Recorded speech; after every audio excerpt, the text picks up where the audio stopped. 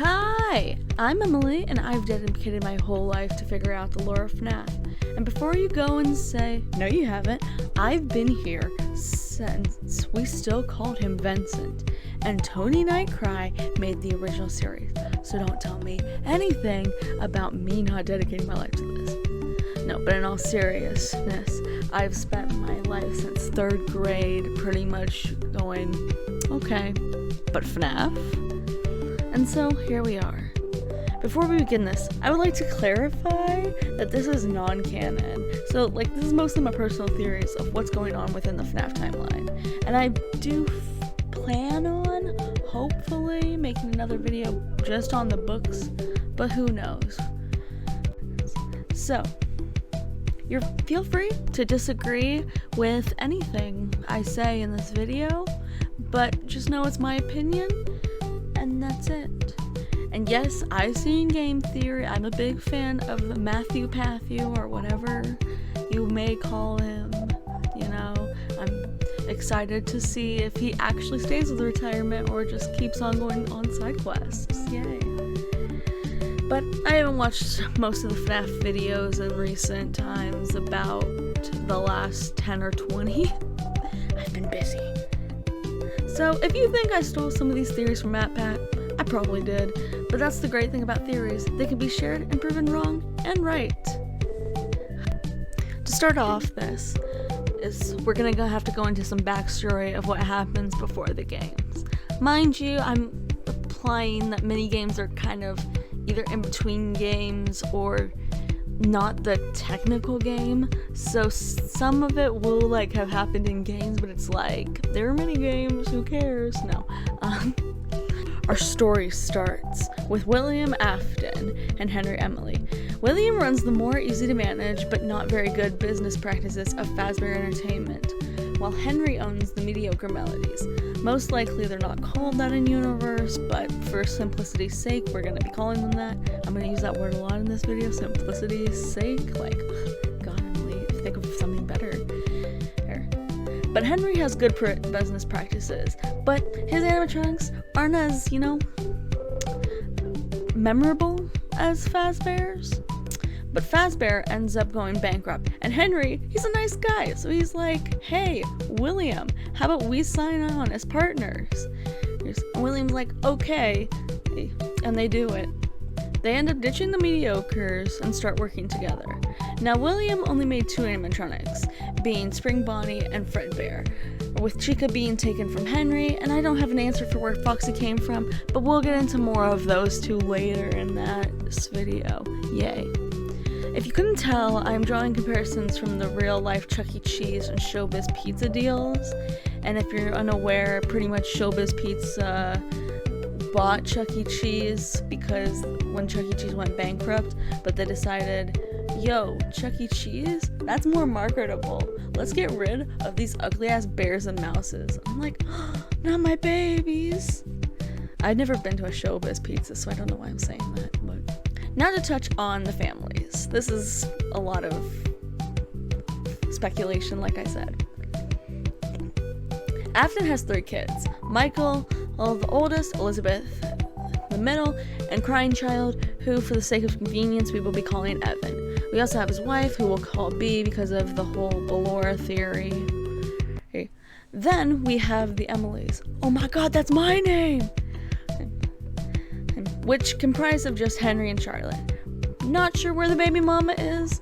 She could have died. I haven't read the books, so maybe there was an answer in that. And technically the books are non-canon, but they're parallel, Life is hard for people like me who read too much into things but don't read books.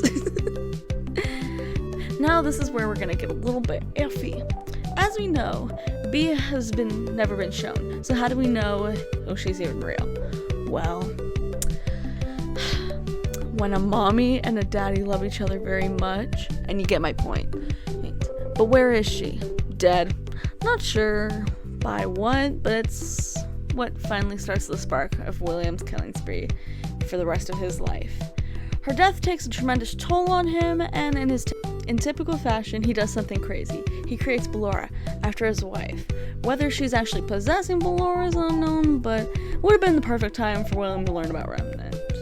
Side note, I don't remember where I heard this, but like somebody said Henry does the building of the animatronics while William handles the business part of it, which makes no sense, because why would Henry build the child chambers that some animatronics have, along with the illusion discs, along with all the evidence of Afton's name being on blueprints and the illusion discs themselves? So, debunked. That's right, I already debunked something in this video. Boom, bow, chicka, wow, wow. So then we have a jump back a little. Henry and William have been working together for a long time now. And Henry is starting to see that William is a bit of an unhinged psychopath, Oh, even before his wife's death, he was creating dangerous spring locks. And let's be honest, he was probably abusing his family. Like, come on, you don't just become a psychopathic murderer out of the random. I watch enough true crime to know this, because I'm awesome.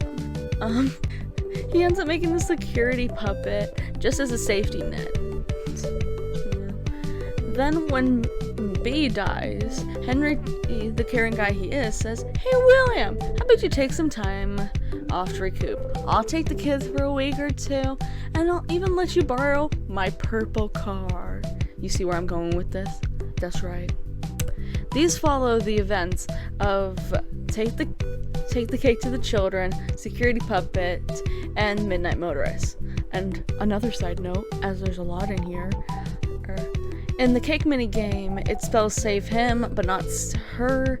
I'm just gonna say this is like a developer error, because I know that Scott had no intention of making an actual story when he created the first game, and so it was a lot of building on top of things. I think he now has a comprised lore of what's going on, but who knows. But why does William want to kill Charlie? I mean, that's his niece, in a sense. And surprisingly, I believe it's for his manhood, a sense of control. William, in the early 80s, is 30, maybe even 40. He was raised in the 50s, a time where the slogan was, "Be a man." He's embarrassed by his own wrongdoings in his career and family, and he wants revenge on the one man who caused it all, in his mind at least, which is Henry. Bum bum bum!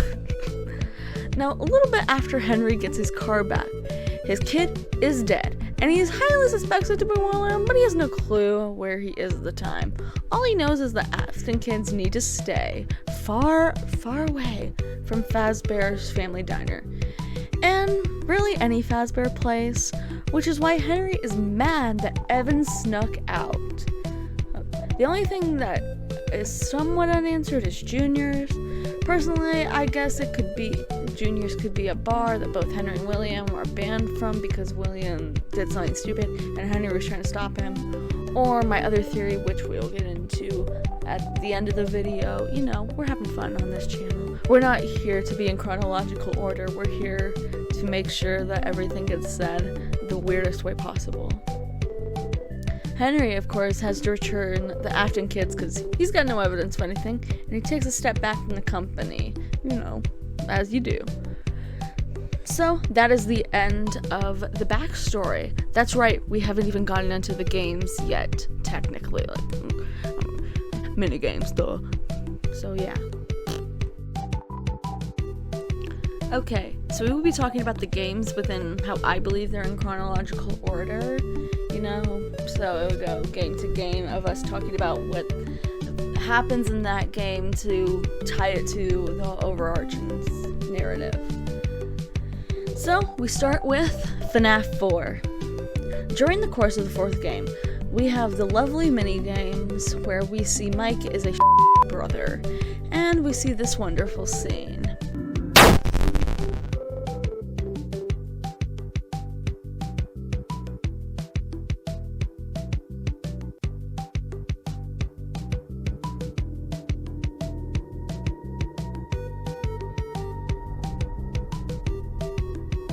Was that the bite of 87? Nope. As much as it pains smaller than me, this is not the bite of 87, but 83, in which the youngest of the Afton children was killed. Now, because this isn't important to the lore but needs a little clarifying, I'll explain why Evan was killed while the 87 victim was not. Back during Fnaf 2, when we learned that it takes place in 1987, the theory was that Jeremy was the victim of the bite, so for all intents and purposes, this is what we're gonna go with. So, the phone guy says in Fnaf 1, and this is a direct quote, "But then there was the bite of 87. Yeah, it's amazing that the human body can live without the frontal lobe, you know?" See, with this taking place within 1993, it proves that Jeremy is still alive as of the time of the recorded call. The answer of why one survived and the other died is simple. Evan's head is completely crushed, while Jeremy only loses the front of his head. Also, talking about teeth of the animatronics, Mangle's teeth are sharp as she's a fox. Mangle's a she in my brain. Don't argue with me. Mangle has sharper teeth, making it easier to bite off the fronts of the head as compared to Fredbear's teeth, which are rectangular, better for crunching, you know? And Evan's whole head was in there. For all we know, Jeremy only got it was more of a slice rather than a crunch. So yeah. Back to business. Evan is terrified of the restaurant. Why would he want to run away and go there in the Midnight Motorist? Well, he probably saw something he wasn't meant to, and he internalized that due to where it was he saw it. Let's say a man in a bunny suit luring the young boy and showing him something terrifying. William wants his young crybaby son to man up. I don't think he ever wanted to kill his kids, but he was a good father to begin with. Now Michael is forced to stay by the side of his brother in the hospital, causing nightmares. Yes, I'm proposing the hospital theory, but Michael is the one who is dreaming, not Evan. Evan dies in the hospital, his soul entering Fredbear / Golden Freddy, whatever you want to call it. This is the event that shuts down Fredbear's Family Diner. But of course, that's not the last of Fazbear Entertainment we'll see. My final notes are in Fnaf 3, Michael is definitely the one who says, "I will put you back together again," almost being like a promise that he's going to figure out what actually went astray. Because as much as he was a bully to his younger brother, he did love him, and I mean, come on, animatronics shouldn't kill children like that, you know? So there's something suspicious, along with the fact that his sister is already dead by this point. I believe Elizabeth has been scooped already, which ultimately is probably what makes Afton say, "Screw it, let's get some more kids while we're at it." Alright, I apologize if the audio quality is a bit weird. I turned on my fan because, it's 99 degrees where I live right now, and I'm hot. So yeah. Then we move on to Fnaf 2. See, this is where it's gonna get a little complicated for one. I'm saying that this is before Central Location, but after Elizabeth has been scooped, which ultimately makes Afton say, "Screw it, let's kill some kids." I think that I repeated that in the last one, but if, repeating yourself is kind of the golden standard for FNAF, so. And the original missing kids case takes place, but then with what happens to Fredbear's Family Diner, William is like, "Oh crap, I need to clean this up and get all that remnant." And so you get the FNAF 3 mini games where he's like, "Take apart lure, take apart lure." And of course, at the end, he gets spring locked. Now, why is 2 next? Because it's the closest in the timeline, 83 to 87, that's the closest of years and dates we get. And this is when Fazbear Entertainment still has a good reputation. They're not going to hire a rotting corpse. So, as to be before Michael is scooped. Now, Michael's age is a bit weird to me. I haven't looked it up, but in my mind, Michael would be at least in his early 20s, maybe mid-20s by the time FNAF 2 takes place. I imagine he was like kind of an older teenager when Evan died, you know. I don't have like set in place how old any of them were. So Michael goes by Flitz in this game because his dad's missing, doesn't know where he is, and doesn't want any chance of his dad knowing that he's onto him. Because by this point, Michael would have done a lot of investigating and found out, oh, my dad's a murderer. Yeah, Michael ends up getting fired for tampering with the animatronics. I think William probably would have taught him a thing or two, but maybe his Uncle Henry taught him. You know, big old couch potato. How does he know how to do that with the animatronics? Nobody knows. So this is the first time where you actually have the original 5 spirits haunting you, you know.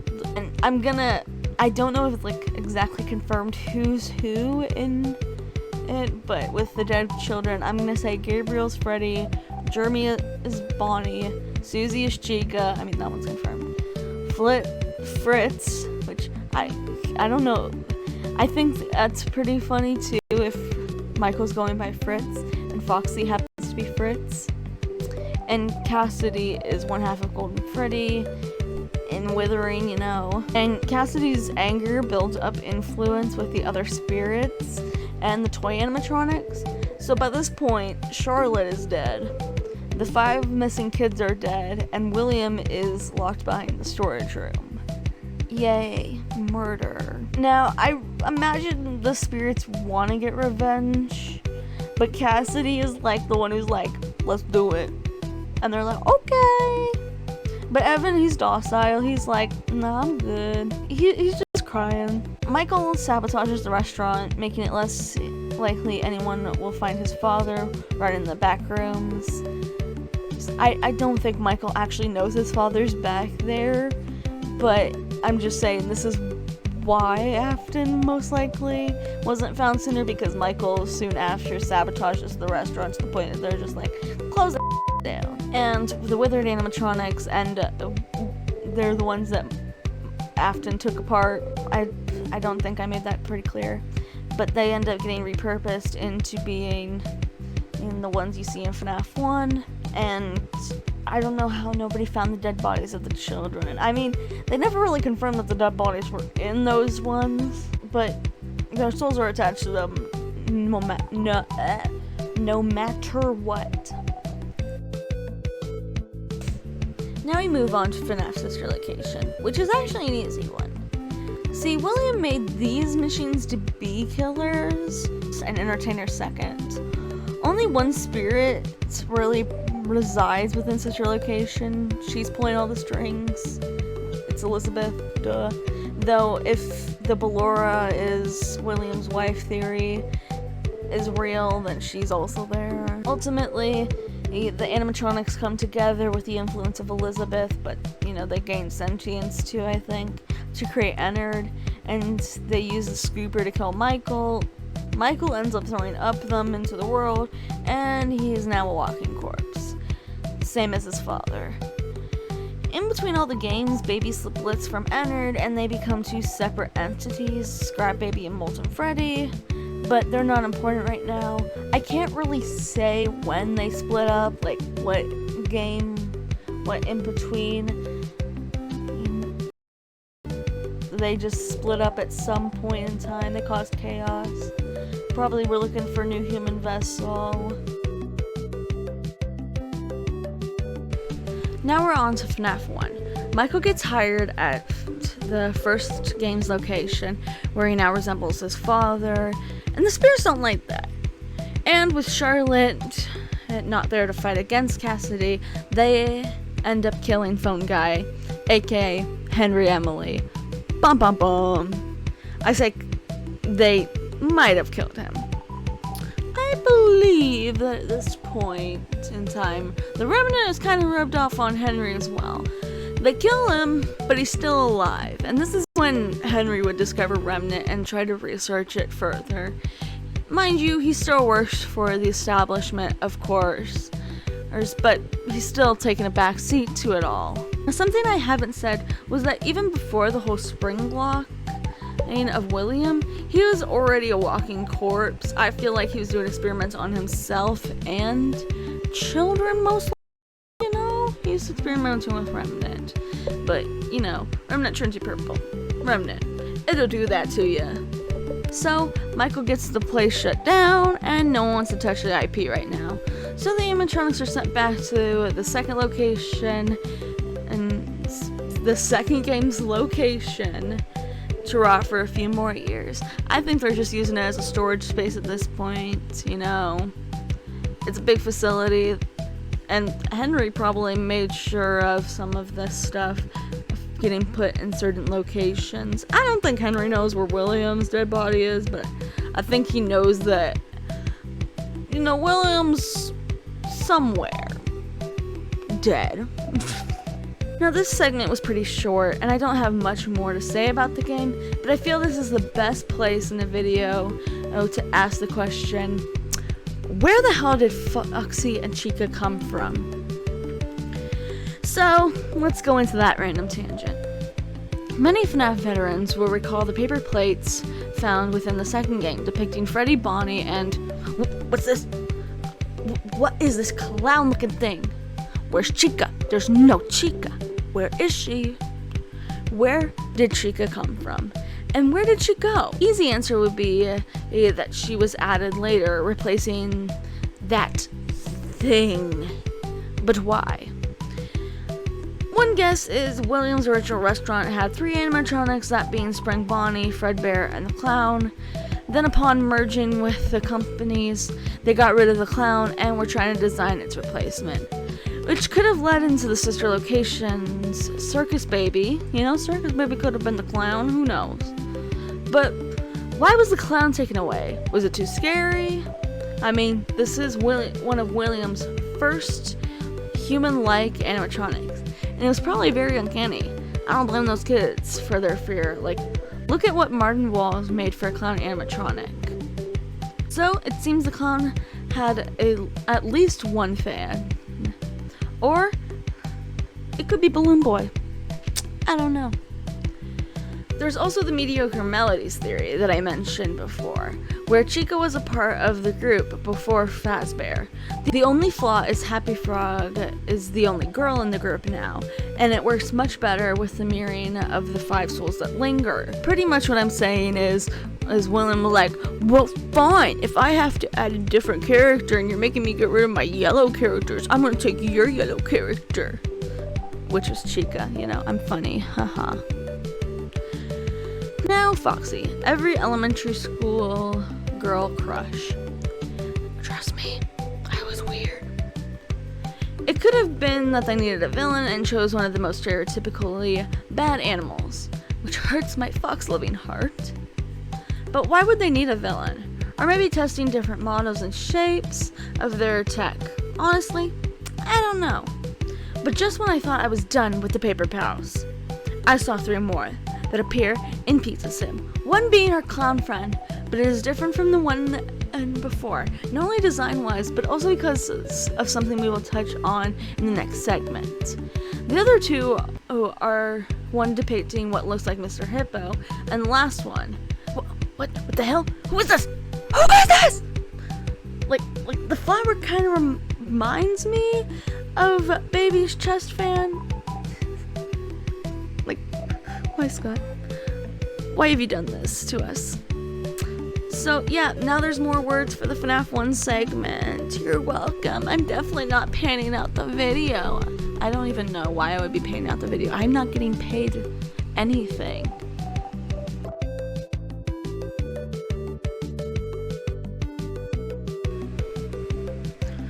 FNAF 3 is the next game on our list.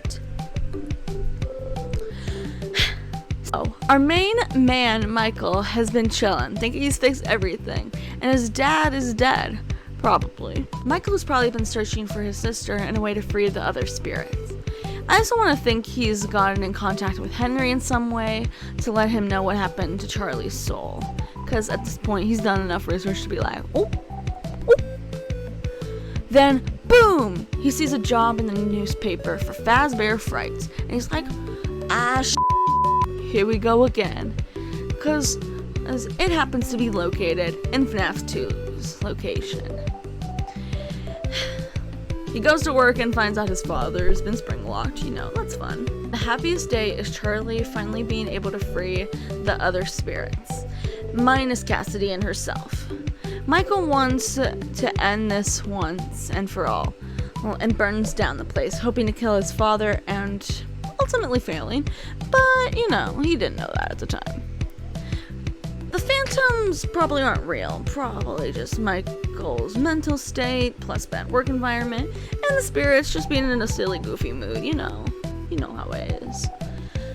A fun detail is that in the happiest day, you can actually see kids wearing the masks of Happy Frog, Pig Patch, Mr. Hippo, Orville the Elephant, and whatever this blue thing is, I don't know. What's that supposed to be? Ned Bear? I don't think so. Obviously, this is because of Charlie's fond memories of her father's animatronics. Charlie would have passed on, but she had to stick around because she had to make sure Cassidy didn't get out of control. Charlie would have passed on as well if not for Cassidy, still wanting revenge. My clear indicators for why all this was passed on, and this includes Evan, is because of the endings. In the good ending, like, you see the masks and stuff and they're empty, and in the bad ending you see all of the eyes glowing, except Golden Freddy has like one eye glowing, and so I think that's meant to represent how, like, some of them want to pass on, and then there's one who's like, I want to stay and cause harm. I don't know why she hates Michael so much. I mean, he's a bitch, but still. I got into FNAF when the third game came out, so. Then we move on to Pizza Simulator. Michael takes a little break from being the sole person trying to stop this all. Henry finds the puppet, aka his daughter, and traps her in Lefty, which most likely also contains Cassidy at this point. And then the events of Pizza Simulator start up, luring all four of the last loose threads to the restaurant.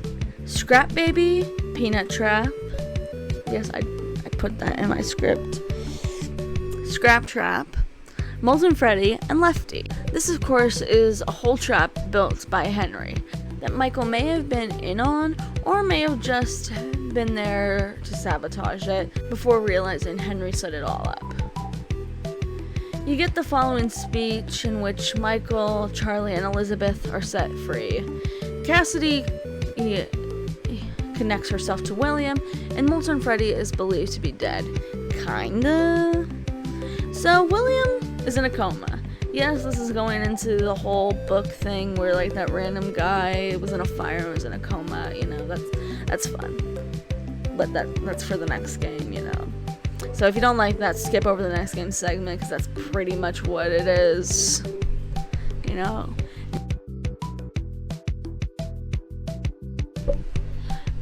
Ultimate Custom Night time. The most lore heavy without being considered actually canonical. I'm kidding, it's canonical.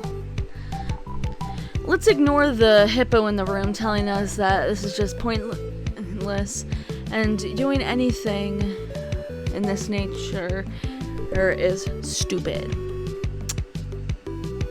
Cassidy put William through hell in his coma, which is why normally non-hostile enemies are now hostile. The mediocre melodies is being a reminder, and final stab at William from Henry. I believe at this point Henry has actually managed to kill himself off, not wanting any loose ends, including himself. Probably figured out a way to stop the remnant from continuing to keep him alive. We're all aware that it's not necessarily the whole truth that William is dead. As much as I hate to do it, I have to bring the books in and consider them semi-canon. I haven't read any of them, so I can't speak on all of it, but I know enough to make a logical thought. Pretty much, there's this John Doe with serious burns in a coma, admitted to a hospital. And seeing as no one claims the man and he must be in agonizing pains, the doctors try to pull the plug on him, but something is keeping him alive. They try many different things to end John Doe's suffering, and one thing leads to another, and John Doe is rolled into an old Fnaf location and explodes. Now, simply, Afton is our John Doe, and the thing keeping him alive is Cassidy. Can't explain the explosion, but I will say something that may be controversial. This is the moment Cassidy's spirit finally passes on. That's right, from this point on, the only continuing character is William. No ghost kids, no long lost corpse sons, not even Henry fucking Emily is coming back. But wait, Emily, you just said he exploded. How can he still be present? But not everyone else will. Well, that brings us to our next game, folks.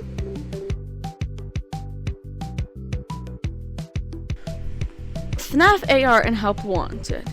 These two are grouped together because they're congruent in place of the timeline,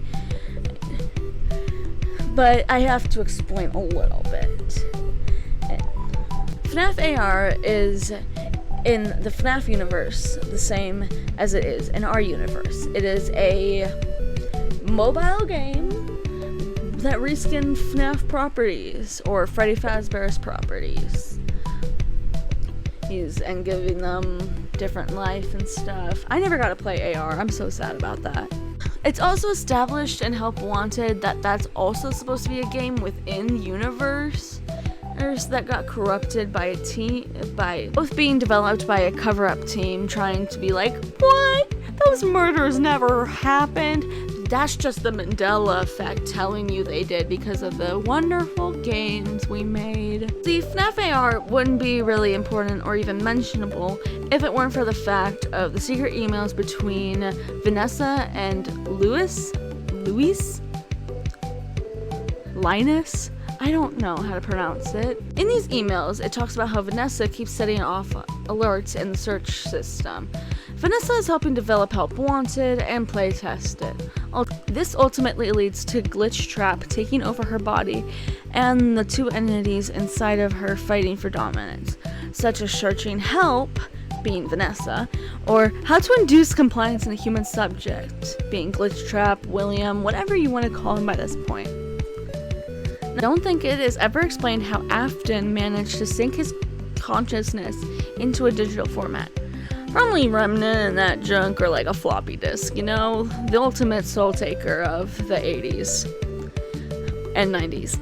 I don't know when they came out. I was a 2005 baby. But this is what makes him still an active player in the world. Between games, Vanessa goes grave digging, retrieving the corpse of Afton, which looking into it, he was born around the 1940s to 50s. Meaning that in Security Breach, he's 83 at the oldest. You know, so he's a rotting corpse and an old man. Make all the Springtrap peepaw jokes you want in my comment sections. I love them. Vanessa ends up getting a job as head of security at the Pizzaplex, even though she has no experience. I also believe that Vanny purposefully dismantled Glam Rock Bonnie to use as the framework for Afton, which, like, how dare you? I wanted Freddie and Bonnie to finally be in love, but you took that away from me, Vanessa. How could you?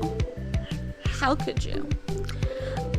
I also think that there's a possibility that Elizabeth might not be dead. I don't know.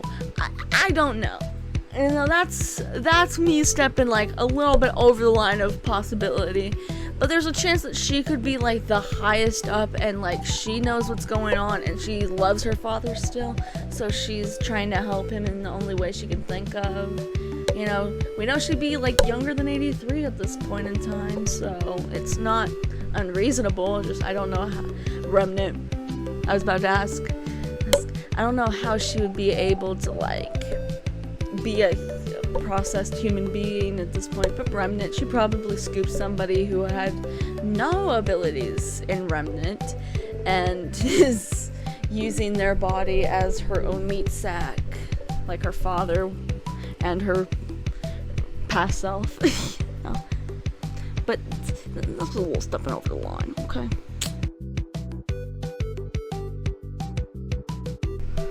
Security breach. Finally, we get some more meat. I mean, finally, we're here! Yay! But unfortunately, I have to go into backstory stuff still. But with no ghost children, and it being a new location with no murders, there shouldn't be any fear for a child or security guard, right? Unfortunately not. Just like every horror movie likes to do, the Indian burial ground, the Pizzaplex was built right on top of Pizza Simulator's pizzeria. So, you get a perfect hideout to hide a body. Yay! Okay, but in all seriousness, Gregory and Cassie, what's their whole deal? No parents looking for them? Left to fend for themselves? An easy way out would be they're homeless. In fact, we see Gregory is in some sense, but with recent developments of Cassie having a birthday party at the Pizzaplex and her father apparently having a friend's wrench in the past, I think they are both in some foster care system. They met during the time they were in the same foster home, which was a great home, but they became friends and Gregory was one of the only two ones to attend her birthday. As the foster system usually goes, kids are tossed around and even given back to terrible households they're taken from.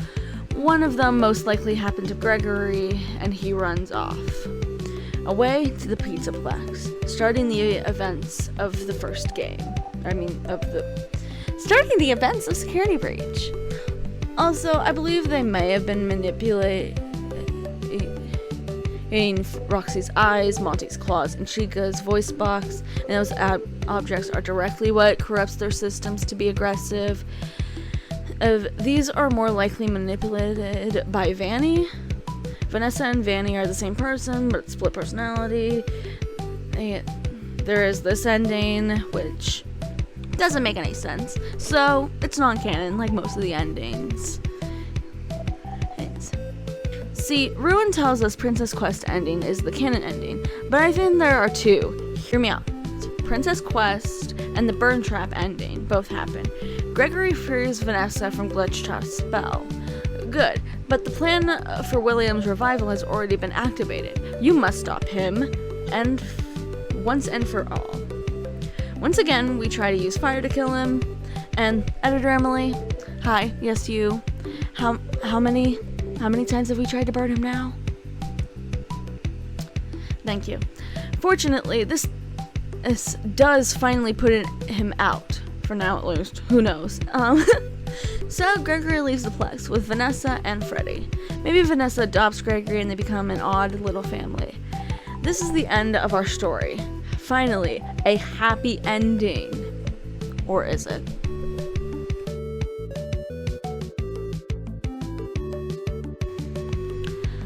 So, Help Wanted is the most insignificant of the games, and I wouldn't have mentioned it, but I need to, make a breakaway point where it's like, this is how this thing happens. Simply, someone ends up getting possessed, and their consciousness is put into MaskBot. It could be the player from the first Help Wanted game, I don't know which one of the endings is canon. I've lost it at this point, man. I think I've gone actually crazy. I dedicated 10 years of my life to this. No, I'm kidding. It's been a little less than that, but it's pretty much been 10 years.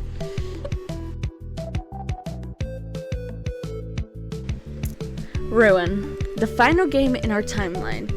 Even though FNAF World, Freddy in Space, and Fury's Rage are all games that have lore elements, and I decided not to include them because they're technically not canon. They have hidden lore. So please don't go into the comments and say, but you missed this in FNAF World. You missed this in Fury's Rage. I know, okay? I'm trying my best, okay? I'm kidding. I'm not crying, I swear, okay? I know I'm annoying. See, the Ruin DLC is where most of the evidence for Burn Trap's ending comes from. Look at my man.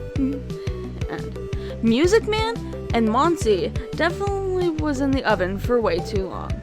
They're beyond repair. There had to be a fire. That does not happen in any of the other endings except for the Burn Trap ending. So, there's my evidence.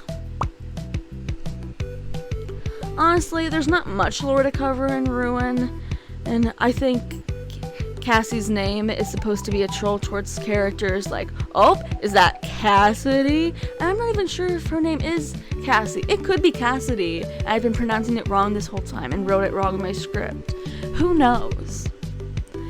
But it's probably a troll from Steel Wolf. They're like, ooh, we had a funny idea. Also, it only occurred to me while writing the script that it's most likely her father is too busy to notice she's gone than being neglected by a foster family. So maybe Cassidy's father is a foster parent himself and took in Gregory for a short time, and that's how the two of them met. I'm just throwing things out there, Or if Cassie was put in the foster care, maybe her father lost custody because he was too busy going into foster care and later being reunited with her father, who is still a very busy man. Hell, let's throw in a robot kid theory. Cassie's a robot. Boom, confirmed. No. But it would explain her surviving the elevator fall. Honestly, I can't say much about the Mimic. It's what remains of Afton without it being him. I also want to say that I truly do love the theory that Cassie's dad is Michael's friend from the fourth game, the one that wears the Bonnie mask, because Cassie's like, oh, that's my dad's favorite. Like, why would we have that detail? Huh, Steel Wolf?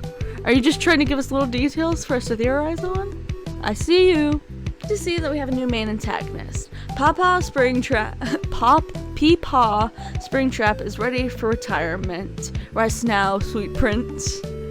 Roxy in her final moments remembers Cassie, but it's most likely the audio hallucinations due to the mask acting up. Also, the Freddy we encounter in Fazer Blasters is not our Freddy. I think it's most likely that with Freddy malfunctioning on stage, and why would they only have one version of an animatronic at this point in time? With this technology, they would obviously have more bodies, and this is just what remains of an extra Freddy. I think had Ruin not come out, Security Breach would have been the perfect close for the series. Barely any loose ends, but I, along with other fans, am hungry for more, especially after this great DLC. Mind you, I wrote this script when Ruin's DLC just came out, and then I went back and wrote the Help Wanted, so that's why it's phrased like that. Yay. So, we finished with the lore breakdown for now. Though I have a few more things that I would love to talk about that didn't really fit into the overall chapters. These are just going to be little tangents and maybe even questions that you yourself have asked and need answers to, or that I'm proposing to you to help me answer because I'm stupid. Was Mango really possessed by the spirit of Susie's dog? Maybe. I mean, the main evidence for it is Susie's dog being killed by William and that Mangold produces static noises. Now, Ultimate Custom Night can't be taken too literally with some of the voice lines, but the fact is Mango has a voice and can talk and never mentions being a dog. Could Cassidy, could be Cassidy, he doesn't know who inhabits Mango. Oh, it could be that Cassidy doesn't know who inhabits Mangle, and since she's making up all the rules and voices and stuff, she's like, you know what, here, have this voice to Mangle. But it would make sense that this was another branching point for William to experiment with remnants, The first his wife, Scotty, is like, oh, I've discovered this new thing. I'm gonna experiment with an animal. And he kidnaps a random dog, and it just happens to be Susie's dog. Nobody knows where they might end up. Alright. Next question. Why is Cassidy the one you shouldn't have killed? Your spirit had a strong will or something like that. Really, it's just for the plot, you know? Like, there's no actual reason going on. I mean, unless there is, tell me in the comments, please. Please. Should there be more DLCs for Security Breach specifically? And I think yes. Imagine a sweet little girl whose favorite is Monty, and she has to assist, and she has to assert her dominance over the Plex. Or a shy boy whose favorite is Chica, and he like leads her with breadcrumbs. Like, that would be such a fun mechanic. Or even look at this concept. Ooh, ah, ooh. Or choose your Guardian DLC, and bring some of the classic characters in the glam rock style. My puppet goddess, please, please. My audio is gonna be so fucked up for this video, but it's okay because I've had worse. Why do people always have to complain when a game is unfinished after they beg for it to be released soon, or because there's something that could be better? It's because they're dumb. How the hell can Monty swim? There are animatronics that are about to be underwater, but Monty is not one of them. Like, it is a known fact that I care very much for water animatronics on this channel. Why can he swim? Why? And Juniors. I told you were gonna get back to it. You probably forgot, but I didn't. So, the leading theory being that it's a bar that both Henry and William got kicked out of and banned from. But another option, and this is so very stupid looking back, but you know, I gotta throw my hat out there. Hear me out. Just the whole thing. I am suggesting that Junior's was a rival restaurant that was later acquired by Fazbear Entertainment. In fact, I can say that we've been to the location and we have seen the mascots there. This would have been in the early days, before Henry and William had signed on together.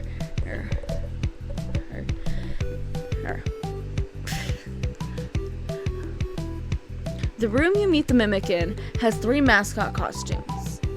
I am saying Junior's is underneath the Pizza Simulator location, which itself is under the Pizzaplex. They are building things over things. It's just bad architecture. Pretty much, the mascots you see there are the Junior's mascots. Fun. And seeing as this would have been right before animatronics came, it would make more sense that they're just regular old mascot costumes like the old Chuck E. Cheese was, you know. Or have I got that backwards? Where the animatronics first and then the costume? I fucking hate the new costume. They made Charles a twink. Charles Entertainment Cheese is not a twink. He is an Italian mobster. Yeah. That's it. This is the end of the video. This is all I've got for you folks. Was it disjointed? Yes. But in all seriousness, this series takes a special place in my heart. I made friends through it. I got my music taste, and I probably got my overanalyzing from it. Getting into it in 3rd grade and now being a high school graduate makes me feel really old, honestly. So, happy 10 years to Fnaf, and hopefully many more years of people making things inspired by Fnaf, whether indirectly or not.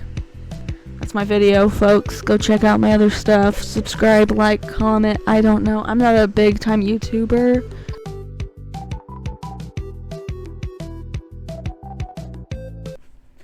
So Henry ends up making the security puppet. Poopot. Don't go now. Where the slogan was, "Be a man. Be a man." Was that the bite of 87? I'm gonna cut out that part, by the way. I'm gonna put on my best phone guy voice. Hello?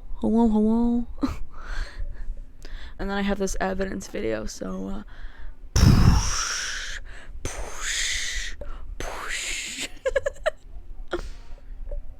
And after Elizabeth has been scooped, no, I'm gonna rephrase that because my script writing is terrible. Yeah, that's FNAF 4 segment. Dab on them haters. I'm so fucking hot. I'm gonna turn on my fan and I hope it doesn't mess up. I think it is picking up the fan. Oh no, I need fanning. It's so hot in here. But Flitz ends up getting fired for tampering with the animatronic. William made these animatronics so good that they created Ennard. No, what the fuck does that mean? Why did you write that? And that's where I put in a sting advertisement because I thought it'd be funny. I'm gonna say that PG language. She had to make sure. No. Jesus Christ. No.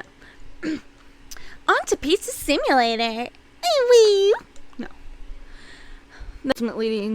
Ultimately leading to Gritch. Oh my God.